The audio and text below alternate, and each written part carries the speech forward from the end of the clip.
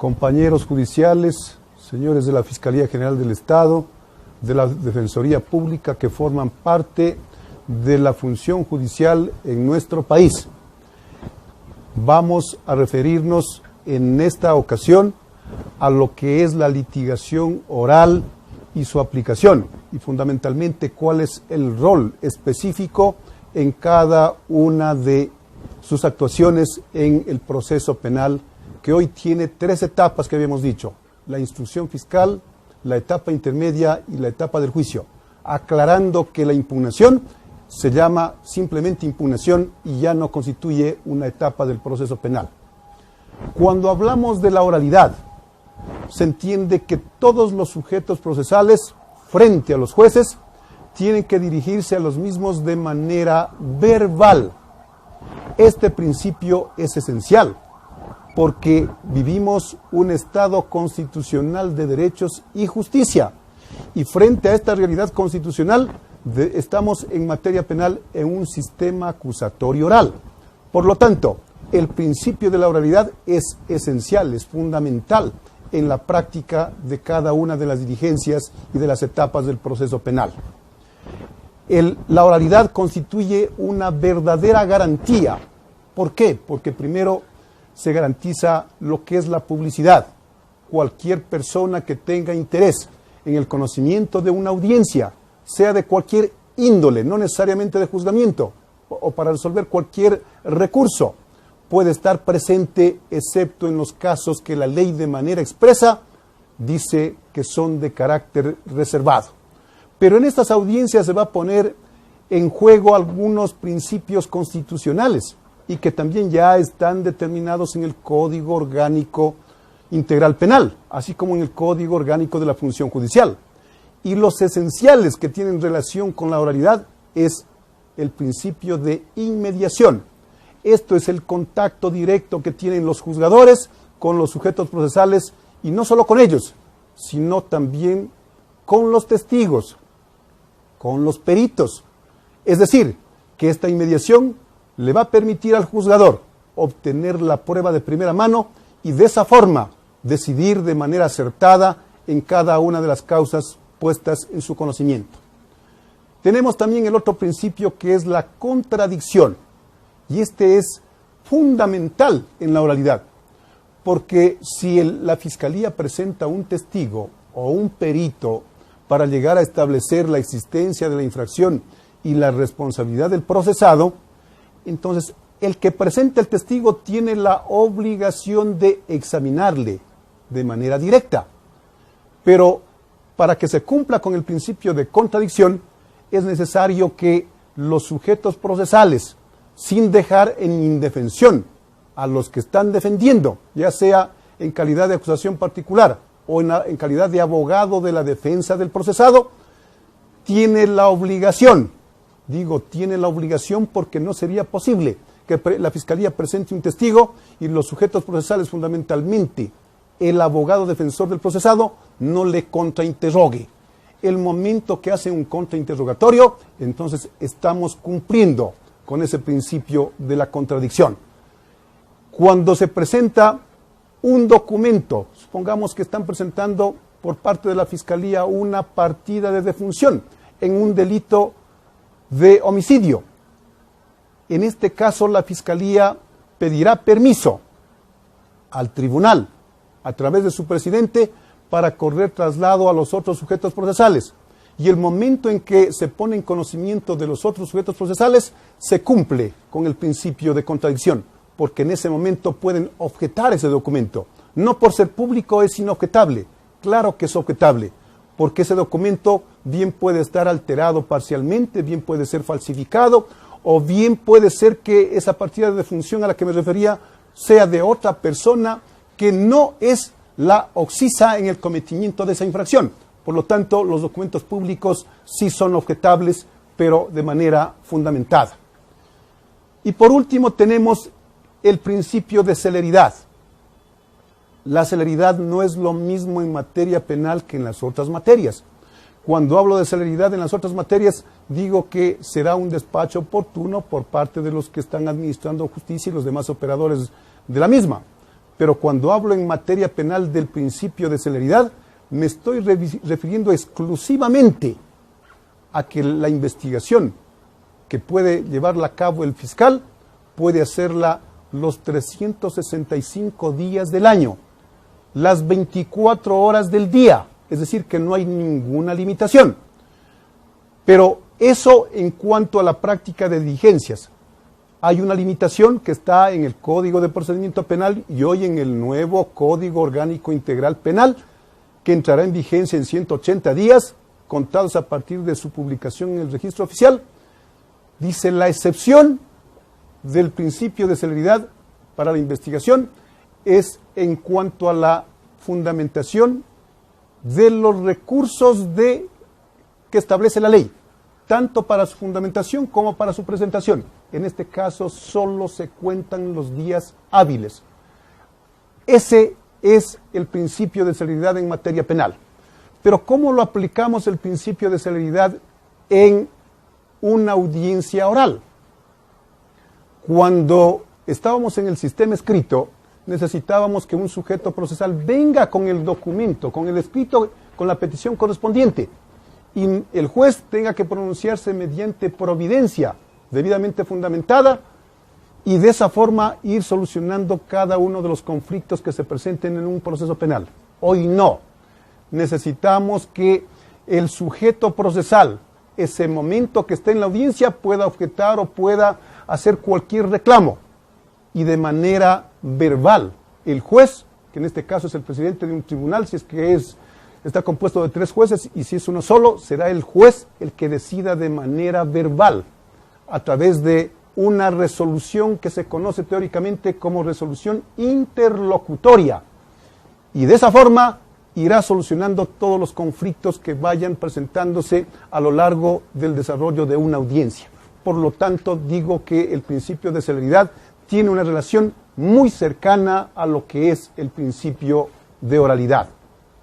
Además, este sistema oral permite que exista una comunicación directa, eficaz, entre el juzgador, los sujetos procesales y los medios probatorios. Y cuando hablo de estos 3 elementos, juzgador, sujetos procesales y medios probatorios, estoy hablando, relacionando directamente con lo que es el principio de inmediación al que ya me referí hace un momento. Tenemos que tener claras las ideas. Todos los juicios son públicos, es decir, las audiencias que se llevarán a cabo desde la de formulación de cargos o de la de flagrancia hasta que se culmine el proceso penal, todo será en base a lo que es la oralidad. Y si hablamos de la oralidad, tiene una característica esencial, que estas audiencias son públicas. Y si son públicas, entonces tienen acceso cualquier persona que tenga interés en esa causa, incluso por fines pedagógicos, puede concurrir a estas audiencias, pero en algunas no puede, hay una limitación, es decir, que son audiencias eminentemente reservadas, y esas ya las habíamos dicho, son en los delitos sexuales, son audiencias reservadas, en los delitos contra el Estado, tanto en el aspecto de afectar el asunto interno o externo, son reservadas. Y también cuando están involucrados menores de edad en el cometimiento de un asunto de carácter penal, también son reservadas. Es decir, que el juzgador deberá tomar en cuenta el momento que va a instalar una audiencia, si se trata de una audiencia pública o de una audiencia reservada.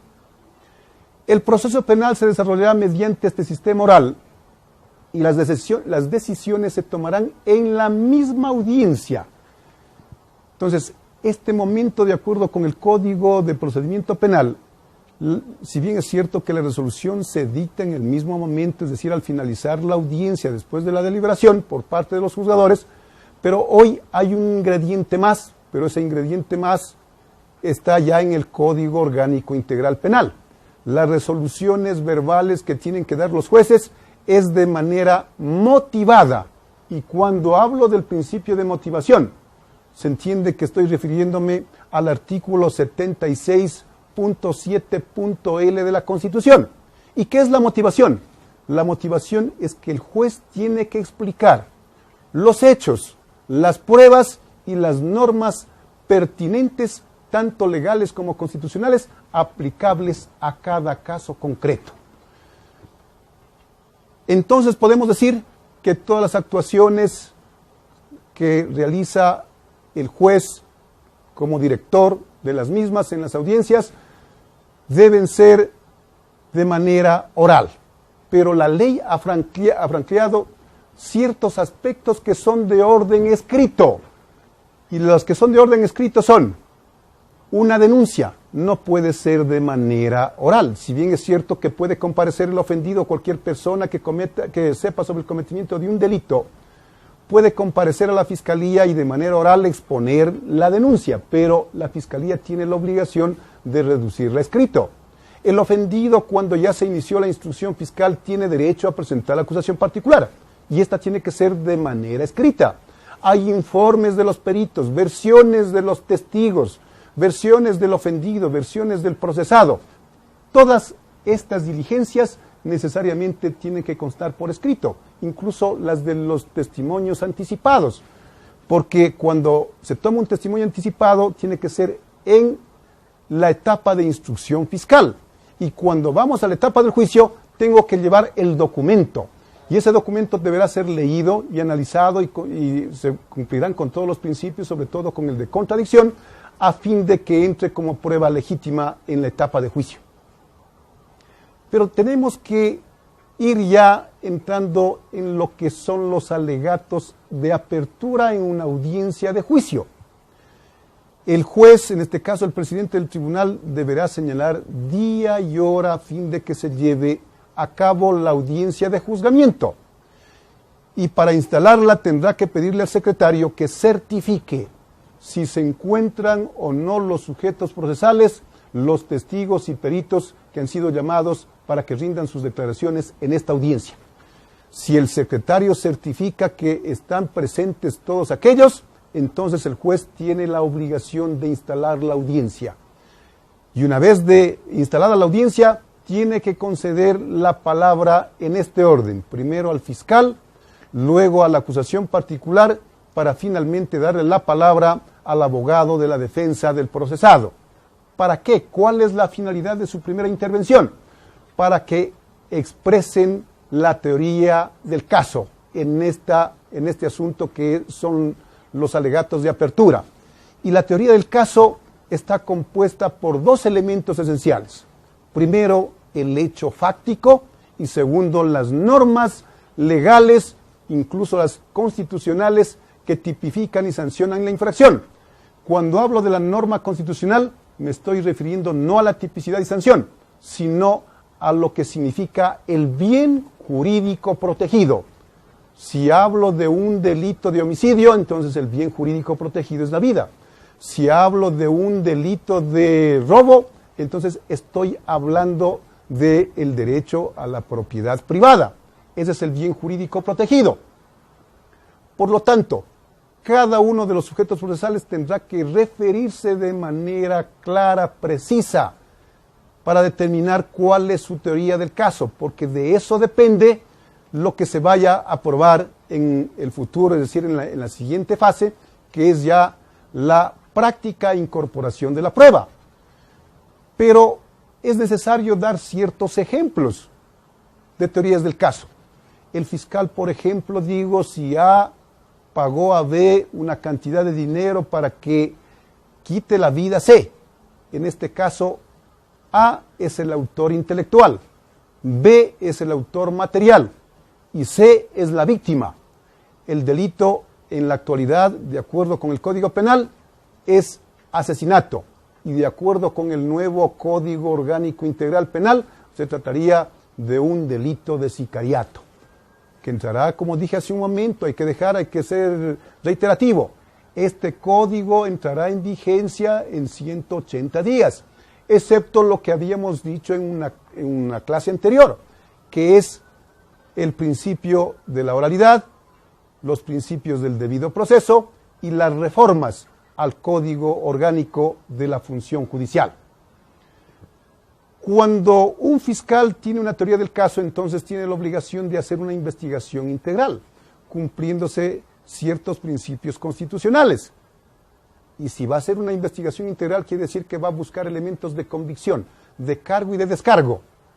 Y si así lo hace, entonces estará cumpliendo su función a cabalidad, de conformidad con lo que establece la ley y la Constitución. Pero la teoría del caso también puede ser diversa para el procesado. Y eso ya depende del ingenio del abogado defensor, del mismo. Puedo yo alegar que existe legítima defensa, que sí efectivamente se participó en la comisión de ese delito, ¿sí? Pero hay legítima defensa, por lo tanto no hay responsabilidad penal. Que existen circunstancias de atenuantes. Entonces aquí digo, sí participó en la comisión del delito, sin embargo de lo cual digo que la pena tiene que ser atenuada. O que el delito quedó en calidad, no se consumó, es decir, quedó en el grado de tentativa. Por lo tanto, también la pena será atenuada. Consecuentemente, digo que cualquier fiscal, cualquier abogado en libre ejercicio de su profesión, un defensor público, tiene la obligación de crear su propia teoría del caso que debe ser probada en la audiencia de juzgamiento correspondiente. Finalmente, tengo que referirme a lo que es la prueba, los elementos de convicción que busca el fiscal durante la instrucción fiscal, que dura 30 o 90 días, según sean delitos flagrantes o no flagrantes, tienen que convertirse en pruebas. Y para que se conviertan en pruebas, si el ofendido rindió su versión en la instrucción fiscal, esa versión nunca puede ser prueba.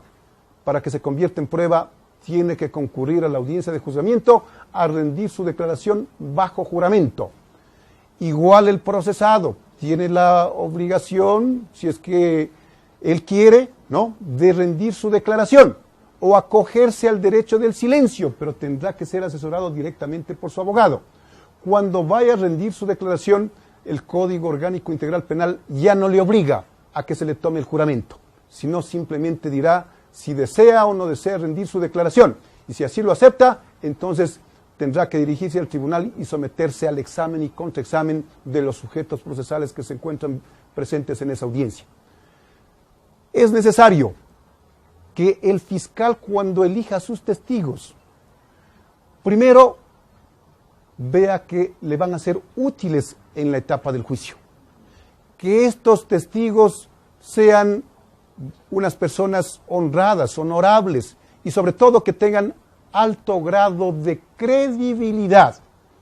Porque si no tienen credibilidad, quiere decir que van a crear duda en el juzgador. Y cuando hay duda en el juzgador, se entiende que el fiscal va a perder el caso porque van a ratificar el estado de inocencia de la persona que ha sido procesada. Es por eso que todos los sujetos procesales tienen que estar preparados de manera eficiente para el examen directo y para el contraexamen.